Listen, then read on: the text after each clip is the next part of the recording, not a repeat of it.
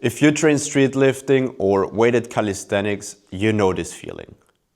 One side always feels tighter, one arm always flares, you twist during your pull-ups, the dip lockout is uneven, and no matter how hard you train, that side never really catches up. Most people think that's because of a weak and a stronger side, but it's not. It's your body pulling you into one side, and this is because of how you build and how you move. And here is the thing nobody tells you.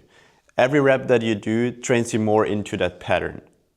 That means you are training more and more into the imbalance and making the issue worse rather than better. In this video, I'm going to show you why this happens, how it shows up in pull-ups, dips and muscle-ups, and what you actually need to fix before adding weight. Because most of you aren't plateauing because of strength, you're plateauing because your body isn't moving nicely. And heavy load exposes that instantly. So let's talk about what's actually going on.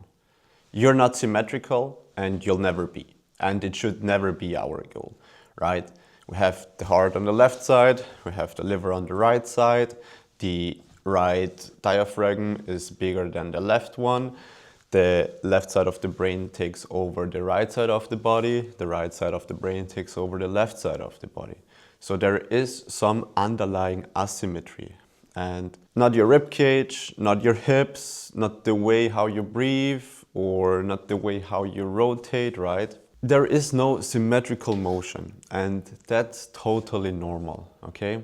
So keep that in mind and never try to be 100% even, because that might make issues even worse. And that's totally normal until you start loading yourself with 40, 60, 80 kg on a pull-up or on a dip.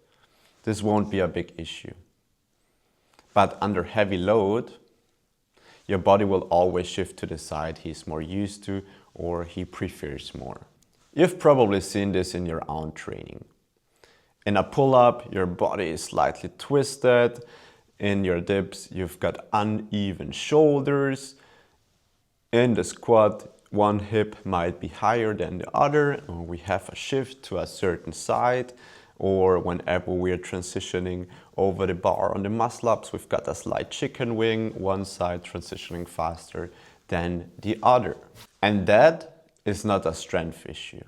That is an issue of an underlying asymmetry that especially gets more prominent whenever we're loading the system, and load always exposes compensations. That's not a strength issue. That's your structure doing what it always does, but now amplified by weight. Think of it like this. If your left side can rotate, expand and move freely, but your right side can't, your pull path will never be straight, even when both legs are equally strong. And here is the mistake. Most lifters try to fix this issue with more volume, more accessories, more intensity, but you can't out-train a position that your body is stuck in. The asymmetry is not the result of your training, the training is the result of your asymmetry. And that's why people get stuck or injured long before they even hit their true potential. All right, let's put this into practice, because you don't need a biomechanics textbook to recognize asymmetry. Just look at your own reps. Most street lifters have a dominant pull side, and you probably do too. And here is what it looks like. You twist out of the dead hang. That means one of the legs is shooting forward, the rib cage is rotating. And this is not because of technique, it's because of the body trying to get into a much stronger position in the first place. Then another thing that we can see whenever we have a dominant pull side is that one elbow is tracking clean under the wrist while the other one is flaring.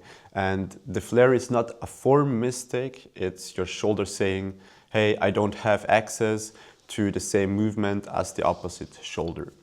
And another thing that we can see whenever we have dominant pull side is that we are slightly twisted or rotated in the top position, and that usually is coming from one side of the chest being more open than the other.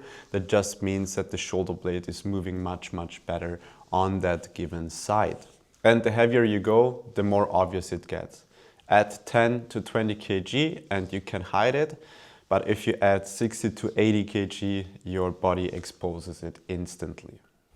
Dips are even worse, because structural asymmetries show up brutally fast. And what you will notice is things like uneven lockout height. So in the top position of the dip, you'll see either one shoulder sitting higher than the other, or one elbow being bent while the other one is straightened. Then we can see things like one shoulder being more depressed than the other. That has nothing to do with one shoulder being stronger than the other side. And in reality, you're just stuck in a compressed position and your body cannot get out of it. Or what else we can see is that we're leaning into one side as we lower into the bottom of the dip. And here the body is just trying to shorten the range of motion on one side, where the movement is kind of weaker and where we're missing movement to kind of survive the rep. And this is why so many street lifters get shoulder pain only on one side. It's not the dip, it's how you dip. And then there is the muscle up, the asymmetry detector. And what you will notice, since this is a combination of a pull-up and a dip, that we will see similar compensations. So on the initial lift-off of the muscle-up, we might see that one elbow is nicely tracking under the wrist while the other elbow is flaring. As we transition over the bar, one elbow will flare more than the other, or transition over the bar faster than the other elbow. And in the dip portion on top, the lockout becomes uneven, and simply because one arm presses earlier than the other. So if you've ever blamed the bar, chalk, the environment, yeah, it's probably not the bar, dude. These patterns tell you exactly which side your body trusts and which side your body is trying to protect, and which positions you can't access under load. And the biggest problem I see is people just pushing through with more sets, more intensity, more overall work. And as I said before, you are just reinforcing more compensations rather than trying to actually get rid of. Because look at this, if you can't actually get into a proper starting position and the left side does something else than the right side, you're just setting yourself up for failure, because you cannot expect to improve the movement as you go through the exercise, right? The starting position is key to actually fix the whole movement or to have a good movement pattern. So ensuring we're starting in a more so symmetrical position will already help us get more movement options. Here is the problem. Most of you aren't just dealing with an asymmetry. You're training it deeper. You load patterns you can't control. When the weight gets heavy, your body automatically goes back to what he's used to. Starts to rotate, shift, lean, and compensate. And because the reps go up, you assume you're fine, but you're not.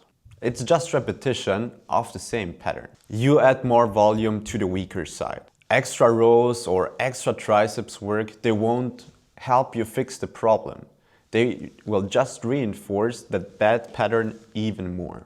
You chase numbers before positions. You can cheat 20 to 30 kg, but you can't cheat 60 to 80 kg. Once load gets high, your pattern hits the ceiling, not your strength. You confuse tightness with stability. That strong side that feels locked down, that's not strength, that's compression. And loading it harder just makes it worse, makes it stiffer. And lastly, you think technique will fix it. Cleaner reps don't matter at all if both sides can't access the same positions. So the more you train, the bigger the imbalance gets. No, it's not because you're doing anything wrong. It's because your body just leans more into the side he trusts more. And this is why you stay stuck. So if training harder makes the imbalance worse, How to actually fix it?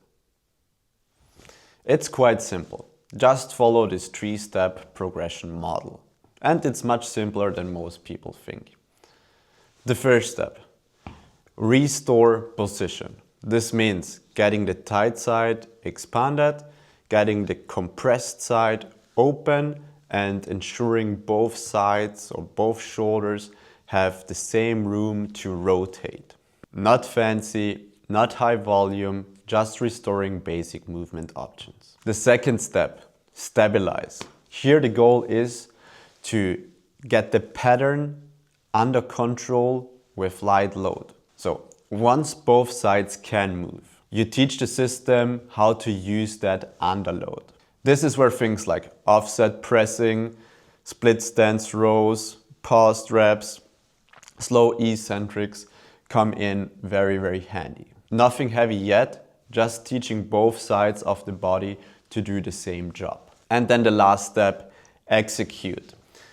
Here we're bringing back to our actual movements, such as our muscle-ups, pull-ups, and dips. And you will now see things like the elbows tracking more evenly. The same is true for the shoulders, right? Both shoulders are more level now. You stop twisting in the dead hang of a pull-up, or the load distributes more evenly. So no more guessing, no more fighting one side, and your strength finally reflects your actual potential. So takeaway, fix the pattern first before you start loading it. So if you fix your lateralization, you will start to move better. You can start loading your system more balanced, and you're probably dealing with less niggles and discomfort in the long run, simply because the system is working as it's supposed to. Most street lifters aren't limited by effort. They are limited by their mechanics. Fix the pattern, then load the hell out of it. That's it for today's video. If you haven't done yet, please subscribe to this channel, like this video, and share it for more content like this. And if you need help with your own training, or if you're looking for one-on-one online coaching, then reach out. The link is in the description down below. And if you need any help, just reach out or comment down below, and see you